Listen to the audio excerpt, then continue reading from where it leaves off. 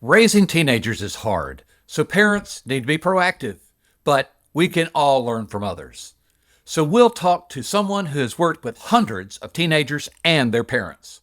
Welcome to the Next Right Steps podcast, which is all about how life gets better one step at a time. Here is our guide for the journey and the founder of Steps, Steve Ward. Welcome. We're going to talk about an important topic today.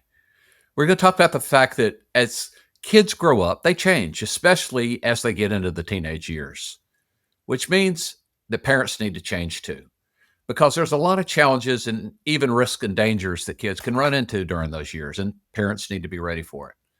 So the other thing we take into account is the fact that even the best parents, those that love their kids a lot, they're busy. At times they can be distracted. There's a lot going on. And in some cases, they may be naive and unsure about what to do because those are tough years. So we're going to talk about some of those topics. And I have a good friend and somebody I greatly respect, Mark Long, who's joining us. We've been on this journey together. I greatly respect him for his insight, his vision, his wisdom combined with common sense, which seems more rare than we would like these days, but also his heart and soul that he shows not only for teenagers, but for parents of teenagers. So, Mark, welcome, and we're glad to have you. Well, thank you, Steve. I'm glad to be here. It's a privilege to get to talk about this topic and topics like it. So I appreciate the opportunity. Well, good. We have a bit of a shared journey. So let's first, though, let people know who you are. You were a youth pastor for a good while. What was Yeah. that like for you? What was that experience like? Well, I did youth ministry for over 30 years. I started coaching high school football and then volunteering for a church doing youth ministry. And in a short story, God just directed me that this is what he wanted me to pursue was youth ministry, particularly youth ministry in a church.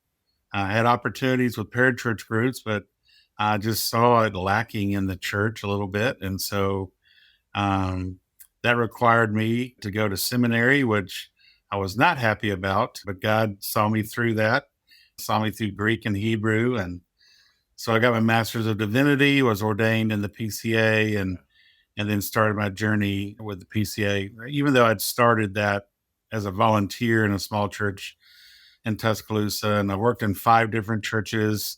I'd always wanted to do youth ministry, even when I went to seminary, and was a little discouraged to pursue that in the sense of the seminary trains pastors, not necessarily youth pastors, but pastor's a pastor. So I just saw being a pastor, doing youth ministry as a pastor, gave the ministry to students a little bit more teeth, a little more validity.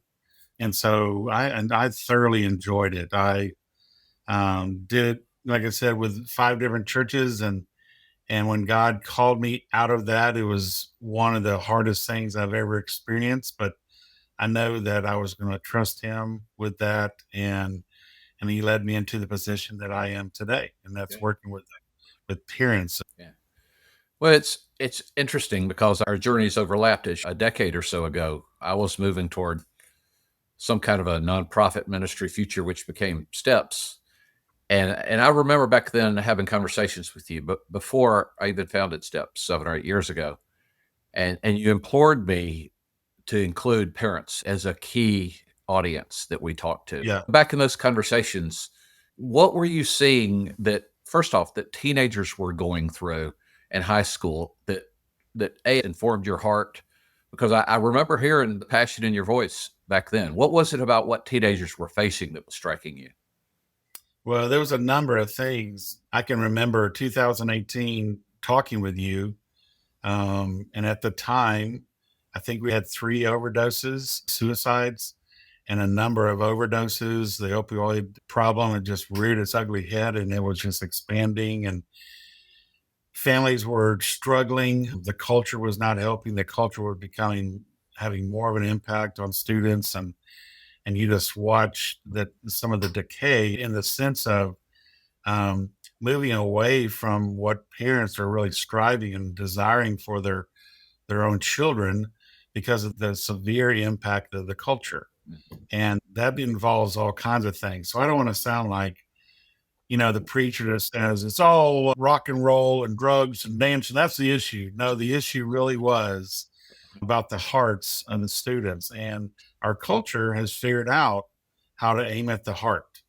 They do it with all kinds of flash and gizmos and things that are attractive, but it's still what their goal is, to aim at the heart. And then, if memory serves, that led into a very natural conversation because you have kids that are facing these new challenges, and that puts more pressure on the parents. So, Yeah. what were you seeing that the parents were experiencing when their kids are running in all these temptations and dangers? Well, I think it's for any parent. They feel isolated, alienated. They feel like they can't feel like this is just me and it's just happening with my family. And so my desire for them was this, that they would in some way experience something that would pull them out of isolation, that would direct them to, if I may say, the light, in the sense of there is hope and there's a future. I still believe, and here's my motivation. I share this with parents all the time, and it has been documented over and over again. I've been doing this for youth ministry for over 30 years, and now this 7 years, but it's still the same. The people that, or the person that makes the deepest impact on teenagers are their parents. It's not even close. It's 75 to 80%. The kids would say the number one impact in my life are my parents. Now that could be good, that could also be negative, but for the most part, it's very positive. And then you take the remaining 20, 25%, and that's divided up in coaches or other family members or even youth pastors or workers or directors, whatever. But the number one impact still to this day in 2025 are moms and dads. And so there's got to be a way that we can encourage them and see how they have an impact, and then just give them some guidance and equipping doing that. Yeah. Yeah.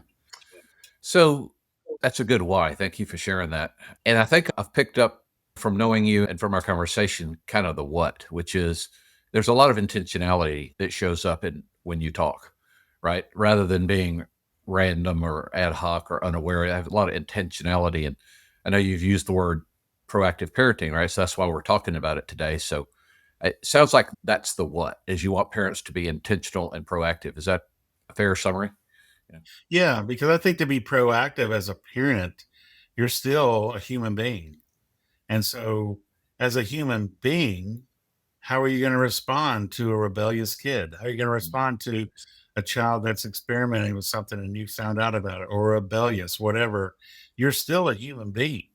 And if we just fall back onto our own vices, or maybe the way the world tells us we're supposed to respond to them, we're going to fail. We're going to fail them. And so to be a proactive parent really means that I'm going to take steps, no play on words there, but I'm going to take steps to make sure that I am being positive, that I am being encouraging, not perfect. I'm going to be proactive in my own walk with Christ. I'm going to be the chief repenter in front of my children. I'm going to ask for forgiveness when I fail, when I make mistakes. I'm going to share with them my story. And lots of parents are afraid to share their story because, oh, I don't give my kids ideas. Trust me, the kids have their ideas are way past stuff that you were involved with. But as you share with your story, you become vulnerable in front of them. Is it easy? No, it is not easy, Yeah. especially when the world is encroached so much. Well, another thing I love about how you think is you think about the big picture, but also at the practical level, because there were a good number of practical steps in what you just went through. As you were talking, though, maybe I guess three kind of themes came to mind around the words you were saying. So, how about I'll play back three of those to you. And if there's Okay. any other practical steps that occur to you that you either want to reinforce, you don't have to repeat the things you've already said, but any other points you want to make. The words that occurred to me were awareness and connection and either equipping or preparing or discipling, a word kind of like that. So, Yeah. in terms Yeah. of awareness, what practical tips do you have for parents to be aware of what's going on in those years? Well, it's like another author says, that's your job, to be aware. It's your job to parent, and you have to parent. You can't be their buddy. You can't be competing with all the things that they are. You have to be the parent in the situation. So that means you pull your head out of the sand. You have to be aware of what's going on with their kids. Now, that doesn't mean you become a helicopter parent and you're just hovering over everything they do. But I personally believe that if, because God has blessed us with children, He blesses families with children, He gives them teachable moments, teachable opportunities. Will the parents take advantage of that? Listen, Francis and I had 5 kids. We didn't go looking for how they were messing up. We didn't go looking for their failures. They just came to us right there in front of us. And we had to, and so some parents just get, I get it. You get tired. You don't have to deal with this again. Dad or mom has just worked 60 hours in the week and they just want to come home, have some peace and quiet. But as a parent, you are called to more. And I believe God does equip you for to do that. And again, in perspective, it's a short season. Mhm. Even though the culture has expanded adolescence to almost 26 years now, and that is ridiculous. You are not doing any good to help our kids. So when your awareness means that you are going to pay attention to the things that are in front of you. You really don't necessarily have to go looking for it. I know that some parents that do. They're the helicopter parents. They're heavily control, and so they're looking for every little nook and cranny. But I think you have to be aware. Now, does that mean that you have to be fully aware about cell phones? You daggone right. You need to have a plan.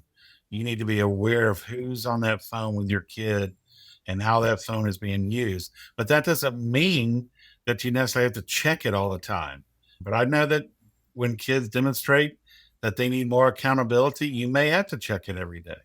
But I just think becoming aware means you're going to take advantage of the opportunities that come right at you. And you have to act like a parent. That's So, the first thing. what about the second theme that I picked up? And I think you actually said this one. The importance, I think most parents would agree that being connected to their kids is a good thing, but sure seems a lot easier to do when they're kids than when they're teenagers. Any Yeah. other special tips for how parents can stay connected even in those years? Yeah. I think being connected, you want to make sure you're not disqualifying yourself from being connected to your kid. You want to respect them. You want to show them respect. You want to present to them dignity and grace. Mhm. A lot of parents just want to connect, like I said a minute ago, by just throwing money or giving them whatever they want. And the reality of that is really not that big of a connection. That's more of an entitlement. And so when I think about connecting with my kid, I want to take advantage of the opportunities. Parents want to, they think that, unfortunately, they don't think, unfortunately, the only time they really connect with their kid is sometimes under discipline. They're only connecting with it when something goes wrong. And then there's other parents who go, my kid doesn't want to have anything to do with me. They may say that, but I've seen this illustration before. They put this hand up like this, and then they wave you in. They really do want, but you got to learn boundaries on how you can connect with them. It's good. Many times I've talked to you, I still love doing it. It always makes me think about what all this is really about. The third area, again, this was a theme that connected some of the things, is that therefore parents need to be equipped or in some Mm. cases educated because, again, the challenges their kids are facing are different than they used to be. So maybe parents need to learn some things too. What do you think parents can do to be equipped for those years? Well, don't fall into the top 10 things you should do as a parent. There is a lot of great guidance and wisdom out there. But when I developed Parent You, my goal is to be part of an encouraging and equipping ministry. So what I tried to do is provide different equipping opportunities.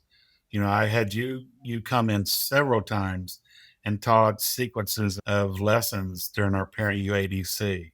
You've done seminars for me. You've done the conference stuff, all these different things. And so for parents, they've got to find ways to help them to be equipped. As a as a pastor to families of youth, I want to provide those things. And so we do that in a number of ways. I let them know what is out there. There are a lot of great ministries as yours that can really equip parents, give them practical application on what is dealing. And when I talk about the equipping, it's really equipping on how, uh, being prepared to understand where your child is, your student is, because it's not the same. When the smartphone showed up, everything changed. It just changed. At the time I was on youth ministry, it changed the way I did youth ministry. And it changed the way I did parenting, because when that smartphone hits your kid's hand, do you realize that you're handing them Amsterdam? You mentioned the word technology, and it's just a matter of fact that people learn and communicate and hear about things in a lot of different ways. And you've been pretty creative, right? I don't know how many pastors have their own podcast or an e-newsletter, but also, in fact, to sponsor what we call a content portal, right? Which has online resources for Right. parents. What's it been like, for example, knowing that there's a place that you can send parents where they have resources that they can even study online at home at their own convenience? What's that been like? You and we want to be proactive and we want to help them. The reality is, a lot of times parents don't have time. They're flying by the seat of their pants. They're thinking they're doing the best job they can, and the reality is they're falling deeper and deeper into isolation, and they're growing distant more and more from their own kids, and they don't understand why. Yeah. Well, they live in a world that's doing all that to pull them away. Mhm. And so technology is wonderful. I love it. There's some wickedness out there, but it is yet another opportunity to equip parents. So if they will just take advantage of it. Yeah. That's why I was encouraged. That I have been encouraged by parents, because they'll tell me, "Hey, I listened to your podcast. I knew that was 12 minutes." Okay, that's good. And then, do I wish they would come, if they're members of our church, if they would come to our ADC hour on Sunday mornings? Yeah, because we're going to talk about what it means in this process of. So we'll start to wrap up. And in just a moment, I'll ask you one more question. So if there's any other takeaway points you have or things you want to read, summarize, it could be something you said before or something you haven't, whatever. I'll ask you that one more question in just a moment. But in the meantime, it's obvious that Mark and I have been on a shared journey for a while, and Steps works with a lot of other churches, and we do a lot of research. And for any parent or caregiver out there that's looking for help, if nothing else, you can go to lifeimprovementsteps.com and look for a section on proactive parenting. And those resources Yeah. could be made available to you or to other people or through organizations. So, one, you know that there is help out there for you. So, Mark, thinking about parents of teenagers that are out there, is there one main thing you want to leave with them, or two or three, or how would you like to, what takeaways would you want them to have from this conversation? Don't give up. To use the words of that coach who passed away from cancer, don't ever give up. Don't give up on your kids. It may feel like you're pushing your head up against a wall. You're getting stonewalled from your kids, gaslighted, whatever you want to call it. Don't give up on them. It will reap benefits. Now, you want to be careful. Again, you want to think about, how am I impacting my kid? What kind of parent are you? And that's something that you can investigate easily online and just consider. As a Christian, I would say to other Christians, truly humble yourself before the Lord and ask him that question. What kind of parent am I? What kind of parent do you want me to be? What are you teaching me through my own children? Instead of it just being all about the kids. Because right now, in this generation, our children are idolized. And some parents will say, that's not true. But all you've got to do is look and see your actions. Are your actions counterproductive to the goals that you have for your family, for your kids? And a lot of times we do a lot of things that are counterproductive. So don't give up, and really consider how God is using your children in your own life to teach you more about yourself. Well, Mark, as always, enjoyed it. Thank you very much for being here. As we wrap up, it reminds me, I think if you're a parent out there or a caregiver, parenting is hard. You know that, right? You don't have to be told that. And when parenting teenagers is even harder. And these days, the risks and challenges can be immense. In a way, you are one of the biggest heroes there are in the world out there, right? To stand in the gap Yeah. between your kids and the danger they're facing. But it will call for being proactive and intentional at times. But Yeah. you don't have to be perfect. You really don't. Yeah. Just if you're proactive and you're doing your best and you're giving it your best shot, and as Mark said, you're hanging in there and your kids know that you love them, you don't have to be perfect. Just do the best you can and do it one step at a time. Mark, Yeah. thanks again so much. That'll wrap us up for today, All right. and we appreciate it. Well, thank you for having me. The Next Right Steps podcast exists to help people improve their lives, grow closer to God, and prevent addiction. For more useful content, join us at lifeimprovementsteps.com.